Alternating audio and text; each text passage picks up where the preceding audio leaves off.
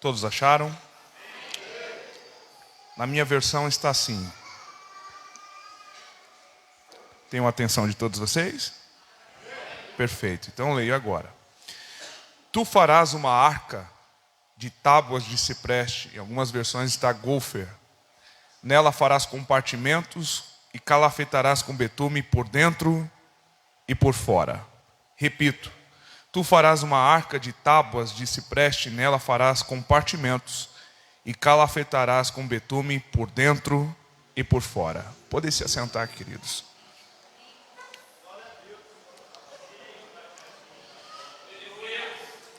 E preste a sua atenção por alguns minutos.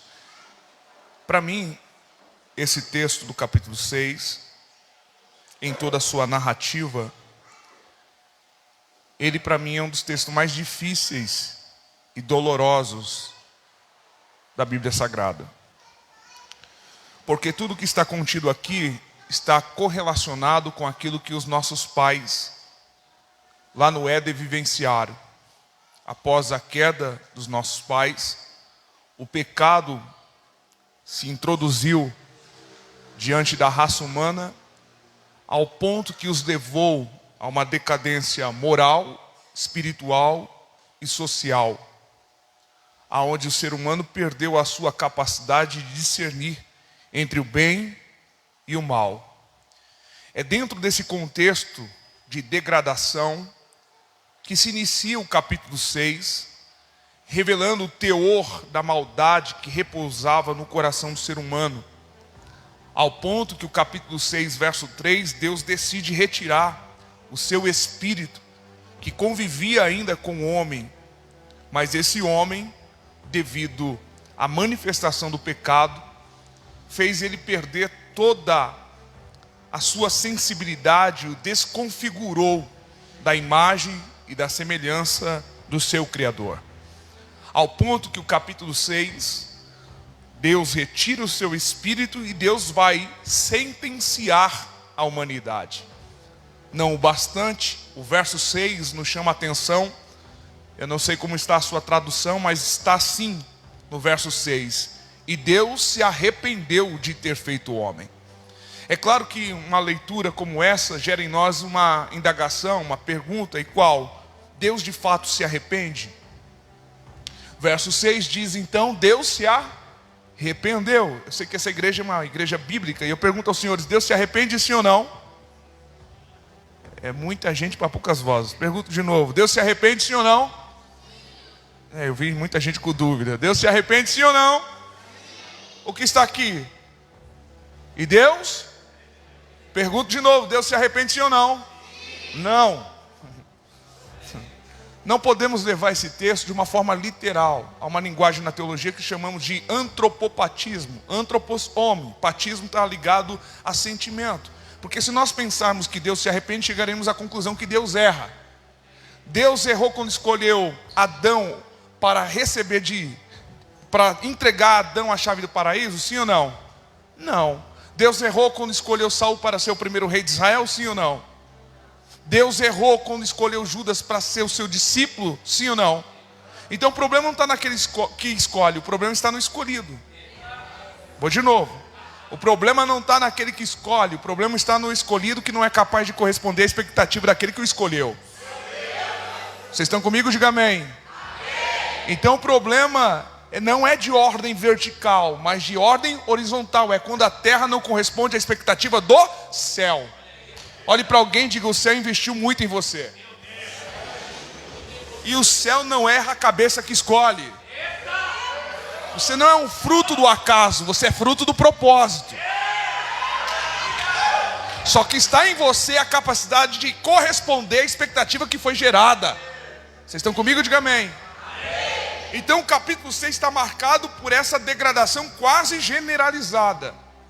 Mas ainda assim você percebe que Deus está olhando, observando a terra. E o verso 8 se destaca porque diz assim: e Deus encontrou e achou graça em um homem. O nome dele é Noé, que na sua tradução, na transliteração, significa alívio ou conforto. Deus encontrou um homem. Isso é a prova cabal que quando Deus quer fazer algo grande acontecer na terra, Ele não precisa de uma multidão. Ele não precisa de uma denominação. Ele precisa apenas de um coração. E se tiver um coração aqui disponível, você vai ver o que Deus vai fazer nesse bairro, nessa igreja, nessa cidade. E eu pergunto, tem alguém disponível aqui? Levante as mãos aos céus. Deus encontra um homem que anda na contracultura da sociedade, porque decide viver uma aliança com Deus, um tempo com Deus. E todos aqueles que se separam desse mundo para viver aquilo que Deus tem, começam a viver e vislumbrar a grandeza daquilo que Deus pode entregar. Me lembro de Spurgeon, quando estava pregando para um lindo auditório como esse. E ele dizia na sua pregação, no seu sermão: a terra ainda não sabe o que Deus pode fazer na vida de um homem e de uma mulher que se entrega a Ele sem reserva. Nos últimos bancos daquele auditório, quem estava ouvindo aquele sermão? Dwight Lima Moody, que ouvindo aquele sermão foi inflamado por aquela mensagem, foi para casa, dobrou o joelho e foi orar. E disse: Deus, se de fato o Senhor falou na boca de Spurgeon, e se o Senhor está à procura desse homem a partir de hoje, eu quero ser esse homem, me entrego ao Senhor sem reserva nenhuma. Ele dorme de um jeito e acorda do outro, e quando se acorda para se tornar um dos maiores evangelistas que pisou nessa terra, ganhando mais de 1 milhão de almas para Jesus.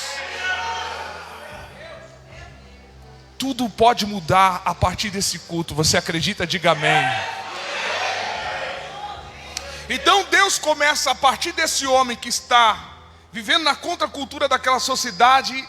Deus vai dar o start, o início de um grande projeto. Repita comigo: projeto. Mais alto: projeto. Se não fosse o projeto, a destruição seria total. Mas não é total, porque Deus começa na vida desse homem um grande projeto. E você só está vivo por causa do projeto. Se não fosse o projeto, você não estaria aqui. Você não estaria levantando a mão, não estaria respirando, porque eu sei que há pessoas que aqui vieram do mesmo caminho que eu vim, da bagunça, da noitada, da zoeira, mas a graça nos alcançou, nos libertou, nos transformou, e só estamos vivos porque Ele começou na nossa vida um grande. Aí podemos dizer como o salmista disse: ora diga Israel, se não fosse o Senhor que esteve ao nosso lado, os nossos inimigos teriam nos engolido vivo, mas a nossa alma escapou do laço do passarinheiro. O laço quebrou e nós estamos aqui respirando e agradecendo aquele que tudo pode. Eu estou sentindo Deus tão forte aqui na casa. Olha que interessante. Então Deus vai dar o start, Deus vai dar o projeto, Deus vai começar em Noé algo muito grande. E aqui já vale a primeira lição que podemos exaurir do texto. Embora Noé faz parte ou é coparticipante desse projeto, ele não pode se vangloriar com aquilo que ele está executando. Pergunte por quê? Porque o projeto não é dele. O projeto tem dono. O projeto tem? Quem dá a planta? Quem dá a maquete? Quem dá as diretrizes? Então eu jamais posso me vangloriar naquilo que eu estou executando, porque embora eu faço parte, mas eu não sou dono. Quem é dono é Deus. Então pare de ser um Zé Minhoca, achar que você é a última coca do deserto e a última bolacha do pacote, achando que tudo corre em volta de você, que se você não tiver, nada acontece. Se você não pegar, nada acontece. Se você não cantar, nada acontece. Se você não reger, nada acontece. Escuta que eu venho de São Paulo para dizer algo para o teu coração. Ninguém aqui é insubstituível. Não, pega na mão desse irmão, não deixa ele correr não. Diga: você não é insubstituível. Pastor, me dá um exemplo.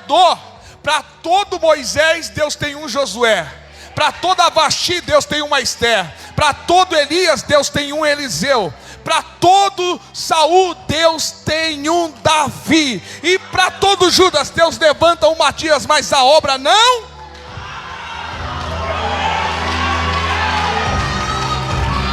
Fica aí fazendo charminho, fica aí fazendo biquinho. Assim: eu não vou, se eu não for ninguém vai. Fica tranquilo que Jesus vai lá no beco, no valado, na favela, na boca, levanta e coloca no teu lugar e faz melhor do que você está fazendo.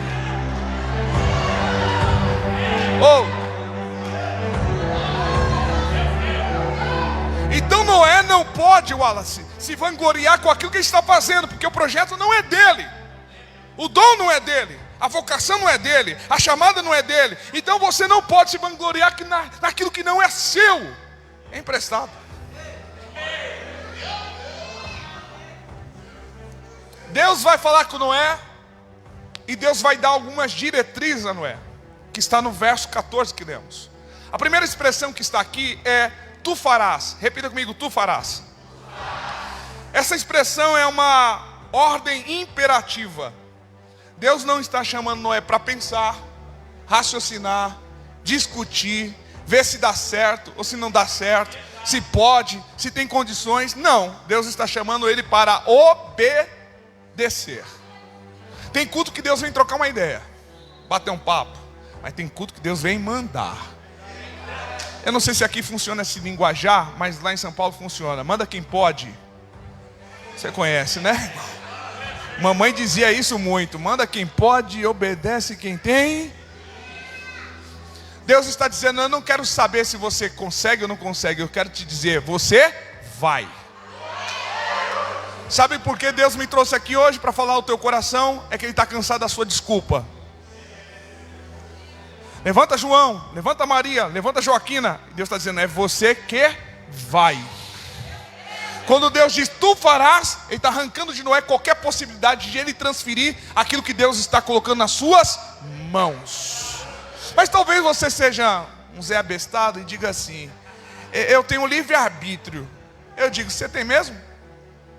Sabe o que eu entendo como livre-arbítrio? É o seguinte, antes de você aceitar Jesus, você ia para onde você? Fazia aquilo que você? Mas depois que você passa pelo Calvário, você entende aquilo que Paulo disse, não vivo eu mais, mas Cristo vive. Se eu não vivo mais, significa que o meu eu foi sepultado, morreu. Então agora eu não vou para onde eu quero, não faço o que eu quero, eu faço aquilo que ele. Pastor, me dá um exemplo. Jonas é comissionado, capítulo 1, recebe uma ordem, capítulo 1, vá a Nínive, capítulo 1, mas ele contraria, se rebela. Exaltino Filho, um grande teólogo, vai dizer que foi o primeiro homem a se rebelar contra uma ordem divina. Capítulo 1, ele sai da tribo de Zebulon, de Gat-Jafé, desce a Jope, compra passagem, entra no navio, e até então tudo está dando, mas nem tudo que está dando certo significa que Deus está aprovando. Na realidade Ele está te dando linha só para ver onde você vai. Mas olhe para alguém e diga, Deus dá linha, mas não solta o carretel.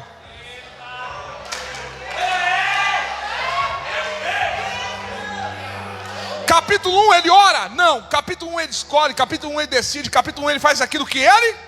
Mas o capítulo 2, a primeira coisa está o que aí no verso 1? E Jonas orou ao Senhor, seu Deus, do ventre do inferno eu gritei e tu ouviste a minha? Capítulo 1 ele orou? Mas o capítulo 2, a primeira coisa que ele está fazendo é o quê? Você está aí ou não? Capítulo 1 ele ora? Ele escolhe, ele decide, ele faz o que ele. Mas o capítulo 2, a primeira coisa que ele está fazendo é o quê? E por que ele está orando? Porque no capítulo 1, verso 4 diz assim, Deus mandou no mar uma grande tempestade. Tempestade na Bíblia aponta para quê? Luta, prova, dor, aflição, angústia, tribulação, sim ou não? Aí eu pergunto, Deus sabe ou não sabe trazer você de volta para o caminho da oração? Pergunto de novo, Deus sabe ou não sabe trazer você de volta para o altar? Deus sabe ou não sabe trazer você de volta para a presença? Hoje Ele decidiu puxar a corda. Tem alguns Jonas que estão fugindo do chamado, fugindo da vocação, mas Ele te parou nesse culto aqui hoje, me trouxe de São Paulo para te dizer, acabou o tempo da fuga. Te achei aqui e você vai. Toca na mão de 2 ou 3, diga, você vai. Querendo ou não, vai. Emburrado ou não, vai. Fazendo cara feia ou não, vai. Torcendo o nariz, vai. Vai. Tu farás uma arca de madeira de cipreste. Quando você pega isso no hebraico, cipreste, gofer, não há um consenso entre os estudiosos. A madeira que se aproxima aqui é a madeira chamada acácia, aquela que foi utilizada para construir a Arca da Aliança. Repita comigo, acácia. Isso assusta. Pergunta por quê? Porque Deus poderia ter escolhido qualquer outra madeira. Como? cedro do Líbano, que é uma excelente madeira. Uma madeira chamada palmeira, que é uma excelente madeira. Uma madeira chamada carvalho, cedro do Líbano, palmeira. São excelente madeira, mas ele escolhe a madeira chamada acácia. Isso assusta por quê? Porque é a pior madeira que existe. Isso só prova uma coisa. Pergunte o quê? Deus é apaixonado por aquilo que não presta. Você está aí ou não, irmão? A prova disso que eu estou aqui. A prova disso que você está aqui. Olha para esse vaso que está aí do seu lado. Está bonito, está cheiroso, está formoso, está arrumado, está estiloso. Mas anteriormente era um Zé Tranqueira. Mas a graça o alcançou. Tem gente aqui que bebia da 1 a 51, cheirava mais do que aspirador de pó. Alguém olhou para você e não disse nada, mas aqui é a grande reciclagem de Jeová. Ele trabalha com os improváveis, ele trabalha com aquele que ninguém dá valor. Por isso Paulo disse na sua primeira carta aos Coríntios, capítulo 1, verso 27, que Deus escolheu aqueles que não são para confundir aqueles que se acham que são. Deus escolheu as coisas loucas, desprezíveis, aqueles que são improváveis, e colocou aqui no melhor lugar. E você pode dizer como o salmista do Salmo 40 disse: esperei com paciência no Senhor, Ele inclinou-se para mim e ouviu meu clamor, tirou-me de um lago terrível, de um charco de lodo. Eu estava na lama, eu estava na sujeira, caído, mas Ele me arrancou de lá, firmou meus pés sobre a rocha, mudou minha canção, e hoje eu canto ao meu Deus. Levante as duas mãos lá em cima se você pode. Faça o barulho que o diabo não gosta de ouvir aqui nessa noite.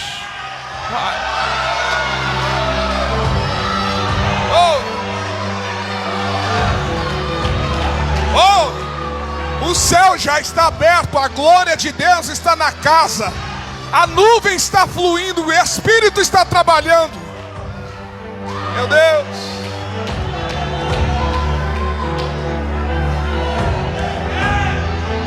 Só tem um detalhe na extração da acácia. Pergunte qual? Mais forte. É que se você cortar ela no tronco, ela é tão ruim que ela volta crescendo de novo. Aí você entende porque muita gente ainda trabalha aqui, porque ele foi cortado no tronco. Ele está aqui, mas a raiz dele continua lá fora. Só que Jesus não deixa nada inacabado. Jesus não é aquele profissional da área da construção civil, e me perdoe se aqui, acho que só tem em São Paulo, aqui não tem. Você contrata ele, e se pagar adiantado já era. Ele começa, e pior, vai para a casa do vizinho. Só que Jesus não deixa nada inacabado. Filipenses 1,6, aquele que começou a boa, Ele é fiel para terminar o que Ele começou. Olhe para mim. Tu farás uma arca com essa madeira, calafetará com betume, por dentro e por fora. O que é o betume? É a mistura do barro com pinche que formava um tipo de argamassa. A construção é de madeira, e você é inteligente, você sabe que uma construção de madeira, entre uma madeira e outra, é comum ter o quê? Brechas. Aí Deus está dizendo algo que Noé precisava se atentar, e é um detalhe minucioso. Por quê? Porque se Noé não acatasse esse conselho de Deus na hora que chegasse o dilúvio, e se ele não rebocasse a arca, o que aconteceria com a arca? Então Deus, para não fazer com que a arca afundasse, Ele dá um conselho: reboque a arca. Ou seja, feche todas as. O projeto é grande, mas não pode ter. Digo de novo, o projeto é grande, mas não pode ter. Talvez as brechas estão comprometendo o. Aí Deus te trouxe aqui para rebocar a sua. Porque não adianta você ter uma chamada promissora, não adianta entender que tem coisas grandes de Deus sobre a tua vida, se você não reparar o caráter. Porque a única coisa que controla o poder é o caráter. Digo de novo, a única coisa que controla o poder é o caráter. Por isso você vai ver a maior demonstração de poder no Antigo Testamento sobre a vida de um homem é Sansão. É um homem que mata 1000 homens com uma queixada de jumento. É um homem que é capaz de carregar os portões que pesavam toneladas nas suas costas de Gaza. Mas é um homem que não poderia ver uma irmãzinha passando. E pegou, hein, irmão? Poder tem, caráter. Por isso a revelação de Jesus para a mulher samaritana foi essa: o Pai procura os verdadeiros adoradores que adoram a Ele em espírito, hein? Em primeiro lugar, Deus não procura adoração. Em primeiro lugar, Ele procura o adorador. Por quê? Porque para Deus o que é interessante não é o que você faz, é quem você é. Não, pega na mão desse vaso aí, ele não entendeu. Diga: Deus está mais preocupado em quem você é do que aquilo que você faz. Aquilo que você faz encanta os homens, mas aquilo que você é encanta a Deus. Aquilo que você faz tira aplauso da terra, mas aquilo que você é tira aplauso do céu. Por isso nosso meio tem muito picareta que pula, rodopia, dá mortal, dá Hadouken na igreja, mas é um picareta sem vergonha. Por isso Jesus vai dizer naquele dia, Mateus capítulo 7, em meu nome vocês dirão que profetizou, que pregou, mas eu direi: apartai-vos de mim, maldito. Porque prega muito, canta muito, mas vai morar no inferno. Porque tem um nome escrito no rol de membro da igreja, mas não tem um nome escrito no livro da... Vocês estão comigo ou não? Reboca a arca, não é? Escute. Por fora, mas não esqueça, por dentro por fora, mas não esqueça, por dentro E por que Deus está falando esse detalhe? Porque tem gente que só cuida do lado de fora, mas esquece de cuidar do lado de... Por fora é um querubim. Você olha para ele, parece um arcanjo, né? Você diz: olha, é um arcanjo, é um serafim. Mas por dentro é um diabo.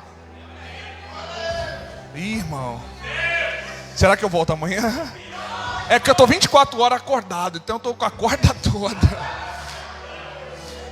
Então reboque por fora, mas não esqueça, por dentro Porque tem gente que do lado de fora é uma bênção, mas por dentro é uma tribulação. Aí Deus está dizendo: não cuide apenas do estereótipo, cuide do seu porque o betume é uma seladora. O que está vindo aí? Morte, destruição, sentença, juízo, dilúvio. Então aquilo que está do lado de fora não pode contaminar o que está.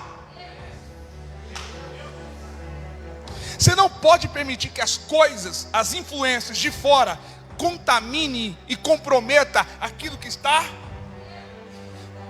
Porque se eu só se preocupar com o lado de fora, eu vou desenvolver uma religiosidade estereótipa de ter calça, de ter saia, de ter cabelo, de ter vestimenta, mas não ter essência. Desenvolvi a aparência, mas não desenvolvi a essência do evangelho. Cuida de fora, mas não esqueça de cuidar por dentro. Vocês estão comigo? Diga amém. Vou para cá, vou fechar a Bíblia. Pode acabar já? Tá bom. Capítulo 7, verso 1. Deus volta a falar com Noé. E qual a fala de Deus para Noé? E disse o Senhor a Noé: entra tu e a tua família dentro da... Que coisa linda. Porque o projeto começa com quem? Com Noé. Com quem? Mas alcança toda a sua... Começa com quem? Mas alcança toda a sua... Então tem uma palavra para liberar o teu coração. A tua família não vai ficar de fora do projeto. Não, toque na mão de 2 ou 3, diga: a tua família está dentro do projeto.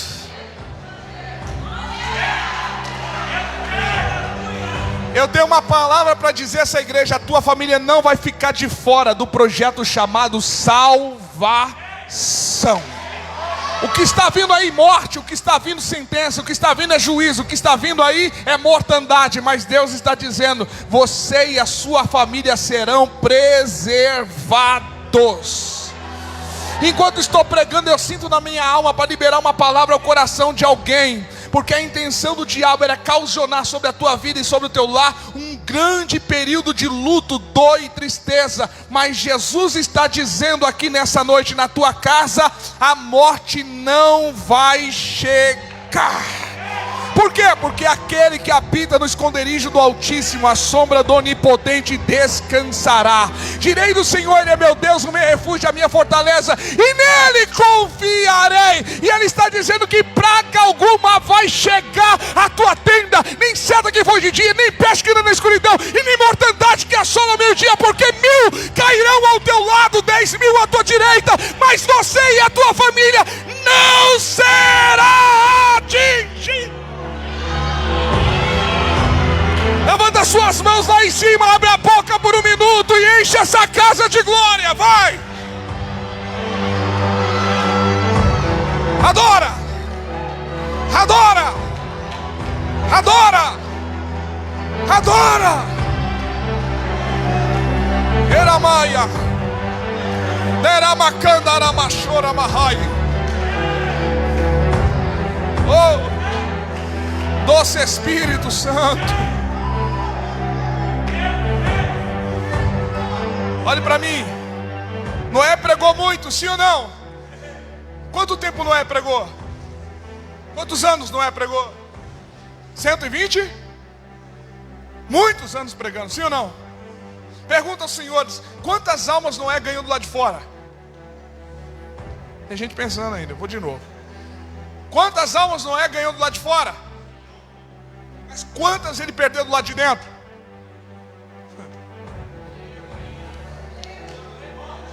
Em um aspecto racional, parece que Noé não teve resultado, não é verdade? Porque ele não ganhou ninguém do lado de, sendo um pregador da justiça. Aí se você perguntar, Noé, pastor, teve sucesso ministerial? Eu digo 100%. Porque o maior ministério do homem não começa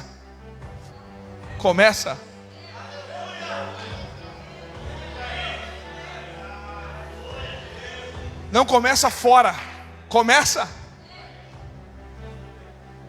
Aí Deus está ensinando para Noé: você está cumprindo o propósito. Porque não adianta você ganhar muita gente do lado de fora e perder todos do lado de dentro. Porque tem gente que quer fazer missão do lado de fora, mas ainda não conseguiu fazer missão do lado de dentro. Aí quando você cuida do seu esposo, cuida do seu filho, cuida da sua esposa, você está fazendo a obra de Deus, você ainda não entendeu. Vocês estão aí ou não? Se você levanta as pesquisas da Fundação Casa, a maioria dos delinquentes que estão lá são filhos de pastores, pastoras, missionários, pregadores, evangelistas. O que está acontecendo? Há uma disfunção com relação ao nosso chamado. A gente utiliza o argumento que estou fazendo na obra de Deus em detrimento, sai.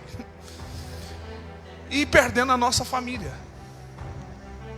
Aí Deus está dizendo: o maior patrimônio que você tem é a sua casa. Pega na mão de alguém e diga: você está proibido perder a sua casa. Vocês estão comigo? Diga amém. Olhe para mim. Quem entrou dentro da arca? Noé, esposa. Vamos bem bonitinho. Noé, esposa. Capítulo 7, verso 7. Diz que as noras também.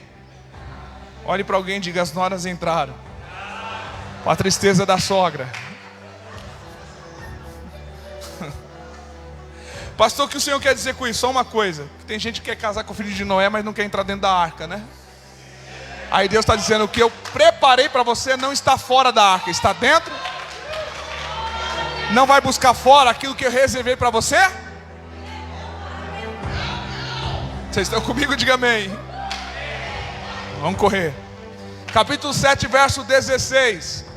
Está todo mundo dentro da arca. A última parte diz assim: e o Senhor fechou a porta. O Senhor fechou a. Isso contradita com aquilo que nós cremos. E por quê? Porque a nossa perspectiva quando chegamos aqui é com a ideia que Deus vai abrir, mas nós não estamos preparados para ouvir que Deus vai fechar. Mas Ele mesmo disse: a porta que eu abro ninguém. E a porta que eu fecho, ninguém. Então o Deus que você serve é o Deus que abre, mas é o Deus que também. Ele trabalha com a porta aberta, mas ele também trabalha com a porta. Pergunta ao Senhor: se Deus não tivesse fechado a porta para Noé, o que aconteceria com ele e a sua família quando chegasse o dilúvio? Todos morreriam, sim ou não? Então Deus, para preservar Noé e a sua família, o que ele faz? Então aquilo que você está tendo como perda e prejuízo, Deus está dizendo é livramento e preservação. Você não está entendendo porque Jesus não permitiu você entrar em algumas portas. E você passou a questionar porque Ele impediu você de ter acesso a alguns lugares.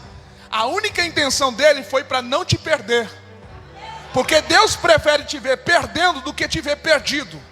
Vou de novo. Deus prefere te ver perdendo do que te ver perdido. Ele prefere te ferir do que te perder. Mas perder você, Ele não te perde. Porque é melhor você estar aqui quebrado, liso, duro, mas na mão de Deus, do que estar ganhando rio de dinheiro, mas na mão do diabo. Vocês estão comigo? Diga amém. Que adianta um homem ganhar o mundo inteiro e perder a sua? Por isso às vezes ele fecha a porta, ele fecha acessos, com a única intenção de nos preservar. Mas o verso de número 18 do capítulo 7 diz assim: e a arca andava. Repita comigo: a arca andava. Isso é muito louco. Pergunte por quê? Porque a porta está, mas a arca está. Vou de novo. A porta está, mas a arca está. Vou de novo. A porta está, mas a arca está. Isso é um nó na cabeça do cão. Porque a porta fechada emite uma mensagem: para, desiste, retroceda. Mas mesmo com a porta fechada, o projeto está.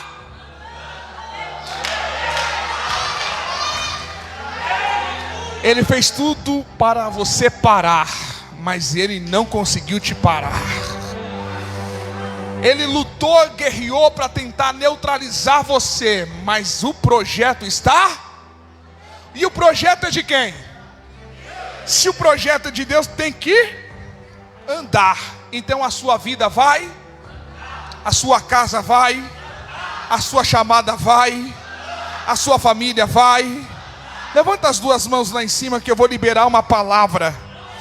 Nós estamos no 11º mês do ano de 2024. Talvez durante esses meses até aqui nada aconteceu, mas eu profetizo que vai vir uma velocidade do Espírito tão forte, que vai destravar a tua vida de uma maneira surreal, que antes desse ano virar, a tua vida vai virar. Deus me trouxe de São Paulo para dizer ao coração de alguém: se prepara, porque o teu telefone vai tocar nesses próximos dias, com informações significativas, que irão mudar a tua vida, mudarão a rota da sua história, porque diz o Senhor: o meu projeto não vai parar. E assim diz o Senhor: não vai faltar o recurso, não vai faltar a manutenção, porque assim diz o Senhor: eu sou o dono do ouro e da prata, sou eu que sustento o projeto, sou eu que viabilizo o recurso para o projeto. E assim diz o Senhor: tudo aquilo que estava parado, estacionado, Deus está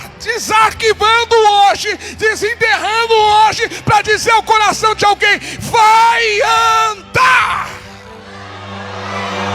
Ei! Oh! Ramaia, Sorimicanda Aramachai. O diabo quer te ver parar, ele quer ver você estacionar, ele quer ver você estagnado, mas Deus quer ver você em movimento. Ezequiel 37, e o Senhor me levou a um vale que estava cheio de ossos secos, mas Ele me fez. Estou no vale, mas eu estou quebrado, mas eu estou ferido, mas eu estou machucado, mas estou chorando, mas estou. Então as lutas não foram capazes de parar e neutralizar a tua caminhada. E hoje você pode dizer como Abacuque disse: ainda que a figueira não floresça, ainda que não haja produto na oliveira, ainda que o produto na oliveira minta, ainda que não haja vaga nos currais, todavia eu me alegrarei no Senhor. Senhor. Oh, estou sentindo Deus na casa. Levante as tuas duas mãos lá em cima se você puder. Toca na mão de alguém e diga: vai dar glória ou vai ficar engasgado aqui hoje? Adora o teu Deus com toda a tua força. Adore o teu Deus com toda a tua alma. Oramacandaramachai.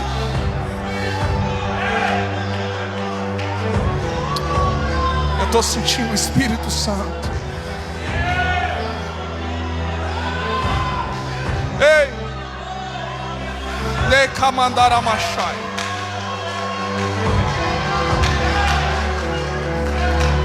Meu pastor, com toda a liberdade, levante as suas mãos aos céus. Eu vejo o recurso do Pai chegando em tuas mãos. Eu vejo alguns projetos que você idealizou e colocou em oração diante do altar. E assim diz o Senhor, vai ser um grande destravar a partir de hoje na tua vida, porque eu vi alguém sendo tocado pelo Espírito para financiar algo, e eu vejo Deus de alguma forma abrindo uma porta muito grande e eficaz. Eu vejo você passando por ela, e eu vejo um acesso que Deus vai te dar, e não vai acontecer aqui no Brasil, vai acontecer do lado de fora. E assim diz o Senhor, se prepare, porque o ano que vem vai ter uma viagem que vai acontecer não nacionalmente, mas sim do lado de fora, vai ser do exterior. E assim diz o Senhor, de lá vai vir algo tão grande que vai abençoar todo o campo que Deus colocou nas tuas mãos. Assim diz o Senhor. Ei. Ramacandaramachai. Deixa eu saber se os pentecostais já chegaram aqui hoje. Levante as mãos aos céus. Meu Deus.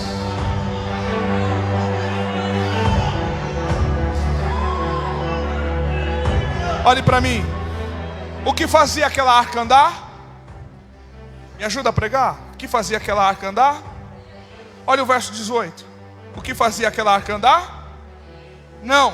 O texto diz, as águas cresciam. Então a água vinha com força, com ímpeto, volume, batia na arca e a arca. A água vinha com força, com volume, com ímpeto, batia na arca e a arca. Mas qual era, ou quem era o maior inimigo daquela arca? A água. Mas de vez de fazer a arca, o projeto afundar, empurrava o projeto para o... Vocês estão comigo? Diga amém. Então o teu inimigo não tem o poder de fazer você afundar. Toda a pancada que ele está fornecendo ou contribuindo na sua vida só está te empurrando para você chegar onde Deus desenhou para você chegar. Por isso o Êxodo capítulo 1 diz que Faraó levanta maiorais de tributo para subjugar os hebreus. Mas o texto diz no capítulo 1, verso 11 e 12, quanto mais batiam, mais afligiam, mais eles. Então as pancadas não vão fazer você diminuir, pelo contrário, vão te fazer crescer. Olhe para mim. Para uma arca ou para uma embarcação funcionar, precisa de alguns elementos, sim ou não? Mas eu pergunto, aquela arca tem motor? Tem velas? Lemes? Remos? Mas está? Para uma embarcação funcionar, precisa desses elementos. Mas eu pergunto, a arca tem motor? Velas? Lemes? Remos? Mas está? Então toca na mão de alguém e diga, tudo vai andar. Vai andar. O que estava travado vai destravar. O que estava embaraçado vai desembaraçar. O que estava com impedimento, hoje Deus está arrancando todo o empecilho, porque vai andar. Enquanto estou pregando, eu vejo CNPJs descendo aqui. E Deus fala na minha alma, diga que uma grande porta, grande e eficaz está se abrindo. E pessoas vão agora dar início, start ao seu próprio negócio. Assim diz o Senhor, surgirão a partir desse culto novos empreendedores, novos empresários. Assim diz o Senhor, eu estou mudando a sorte, estou mudando o rumo, estou mudando a rota, porque uma grande porta está se abrindo aqui e o projeto vai andar. Oh!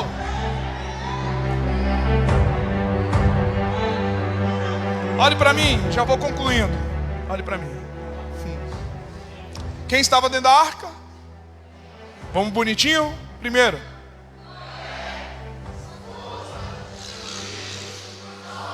Só? E quem? Os animais. Tinha cavalo lá? Tinha anta lá? E jumento? Tinha cobra lá? Coral? Naja? E jararaca? Pelo que eu vi, o pastor nordestino, né? É? Tem mais nordestino aqui?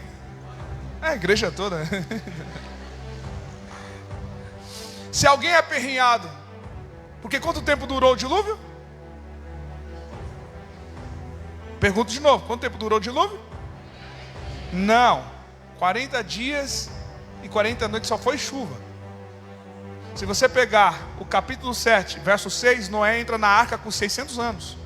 O capítulo 8 e o verso de número 13, Noé sai da arca com 601. Então o dilúvio no todo durou mais de um ano. 1 ano e 10 dias aproximadamente. Muito tempo ou pouco tempo? Então quem estava dentro da arca?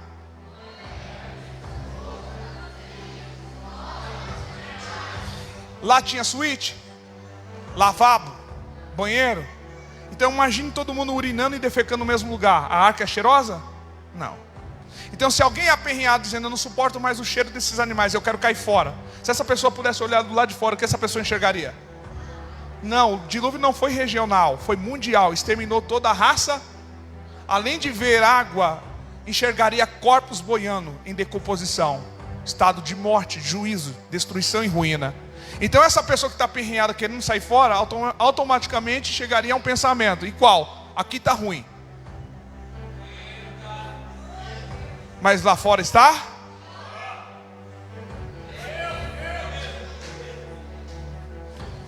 A igreja de Cristo é uma grande arca, também com seus animaizinhos. Pastor, se eu ver lá de São Paulo me chamar de animal aqui. Sim, a Bíblia diz que você é ovelha. Ovelha é o quê? Não, é animal. Olhe para mim. Por que você acha que Paulo escreve aos Gálatas a seguinte expressão: irmãos, não vos mordais? Porque ele sabe que nesse ambiente tem crente com unção de pitbull. Você olha para ele e está assim, termina logo, né?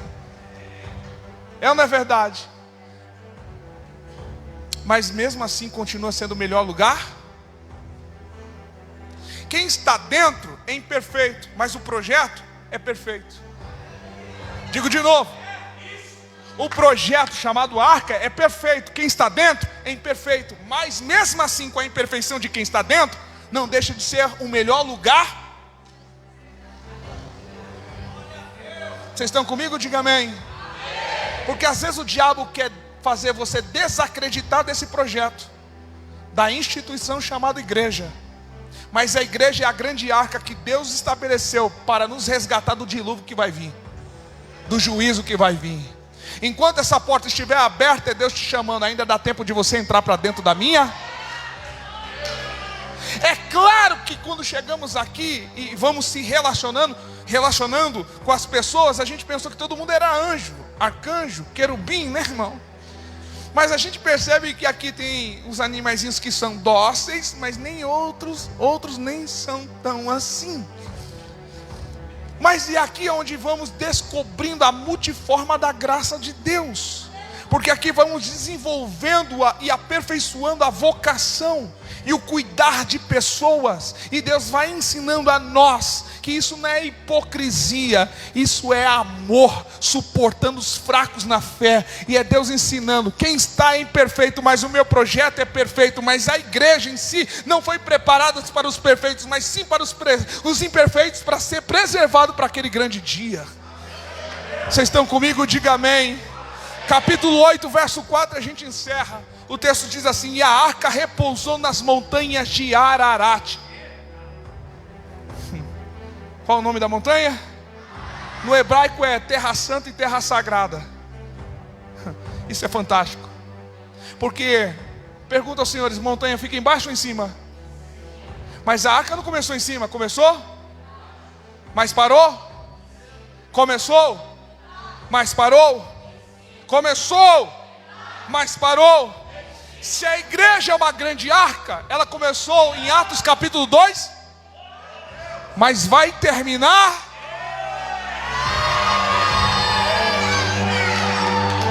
Começou, mas vamos terminar. Meu irmão, só quem espera o soar da última trombeta de Deus, levante as mãos aos céus. Por mais que tenhamos mensagens tão açucaradas que criem em nós mais a vontade de ficar do que subir, eu venho te dizer que a nossa morada não é aqui. Nós estamos peregrinos em terra estranha, somos forasteiros nessa terra. Nós estamos aqui, mas a nossa identidade, a nossa cidadania não é aqui, é a nova Jerusalém. E só quem espera e aguarda pelo arrebatamento da igreja, levanta suas mãos aos céus e pode dizer: Maranata, Maranata, hora vem, Senhor Jesus. Tudo aquilo que está ocorrendo está pavimentando o caminho para a manifestação do anticristo, mas também a manifestação dos céus abertos e o Cordeiro vindo buscar a sua igreja. E ele não vai vir como estava visível lá na cruz do Calvário, com aquela visão de um Cristo crucificado, ensanguentado, com a coroa na cabeça, mas o veremos como ele é, assim como João viu lá na ilha de Patmos. O seu cabelo era branco como uma lã branca, no seu peito um cinturão de ouro, na sua boca uma espada de 2 gumes, nos seus olhos como chama de fogo, e na sua coxa escrito: Rei dos Reis, Senhor dos Senhores. É esse Cristo que eu aguardo, é esse que eu espero, é esse que eu odeio.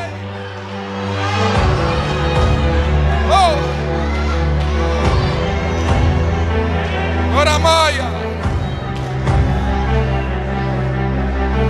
meu Deus,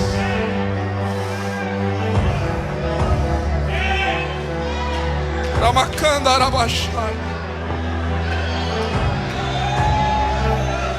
Deramahasurmicanda Arabachai. Você não pode perder o céu por nada. Você não pode perder o céu por nada. Olhe para mim, eu já vou passar a régua e passar o microfone ao nosso querido pastor. Quando Noé sai da arca, a primeira coisa que ele deseja fazer, a primeira coisa que ele faz, sabe o que é?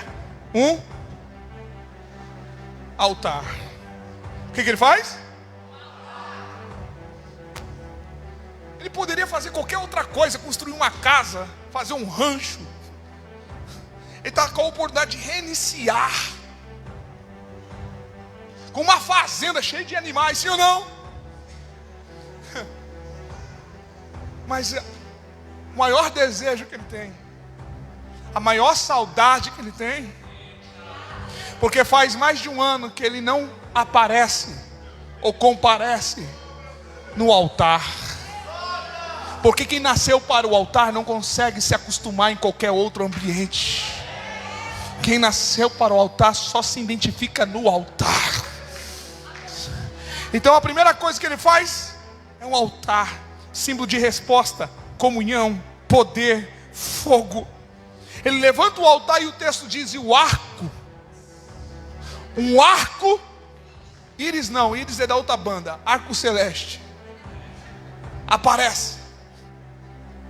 Por quê? Porque o capítulo 6, verso 3 diz que a aliança de Deus havia sido, Deus retirou o seu, mas agora, através de um homem e o seu projeto, Deus restaura a aliança com o homem. E é possível que Deus trouxe alguém aqui hoje, porque a intenção de Deus é restaurar com você a sua aliança. Eu posso pedir que vocês fiquem em pé nesse momento? Por favor. Você pode orar por alguém.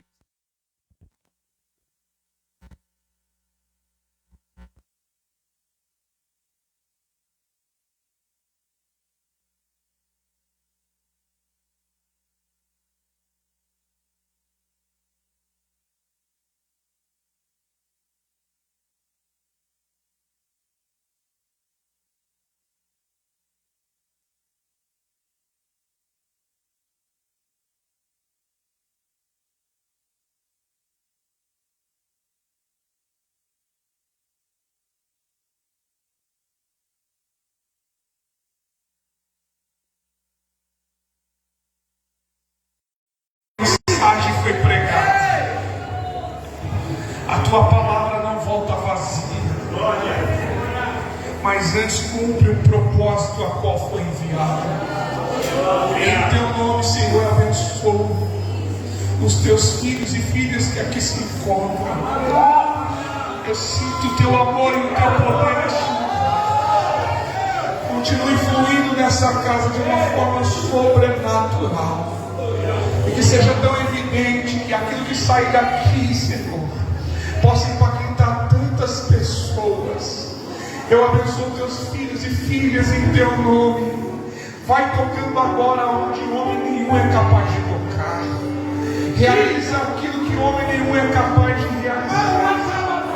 Senhor, tu és Deus, e só teu Espírito convence o homem do pecado, da justiça e do juízo. Em teu nome impetramos as tuas bênçãos e abençoamos o teu povo nesta noite. Pode cantar, filhos queridos. Comigo tem laços em braços pra me enterrar, mas não vai, porque eu não estou sozinho nessa terra. Está comigo o braço forte.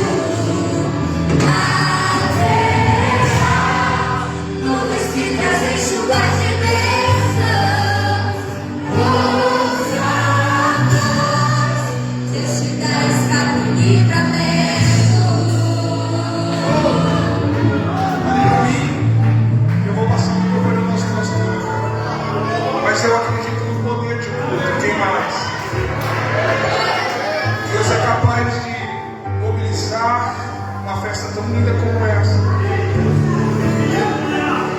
ter participações de pessoas tão especiais.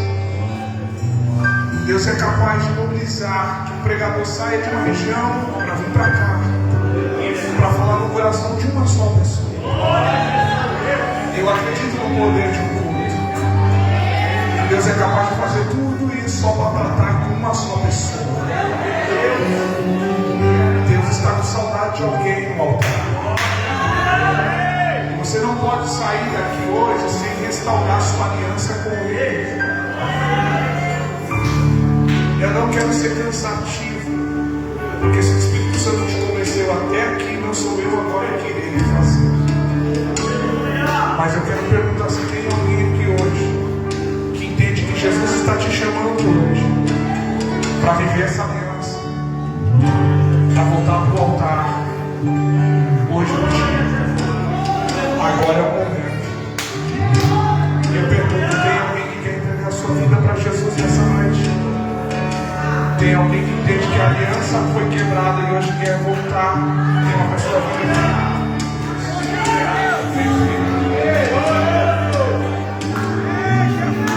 pastor, minha aliança com Deus está quebrada e hoje eu quero restaurar minha aliança. Sai do seu lugar.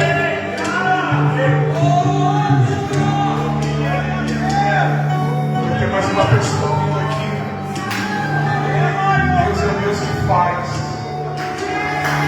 Deus é o Deus que faz. Pastor, eu estou afastado e hoje eu quero voltar para a casa do Pai.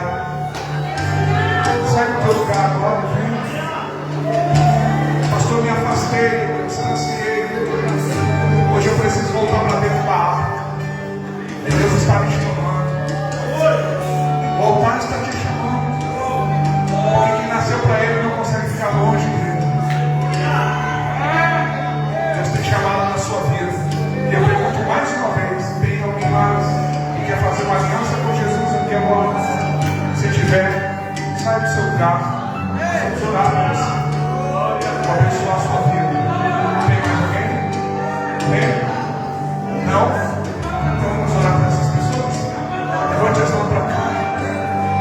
Senhor, eis aqui os teus filhos e filhas que ouviram a sua voz nessa noite.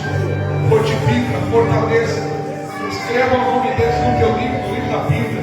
Não permita que eles retrocedam, que eles voltem atrás, que eles prossigam até o dia do Senhor. Em teu nome nós abençoamos, em teu nome nós cremos no teu agir, no teu mover, no teu operar sobre cada vida aqui nessa noite, para a glória do teu nome. Amém.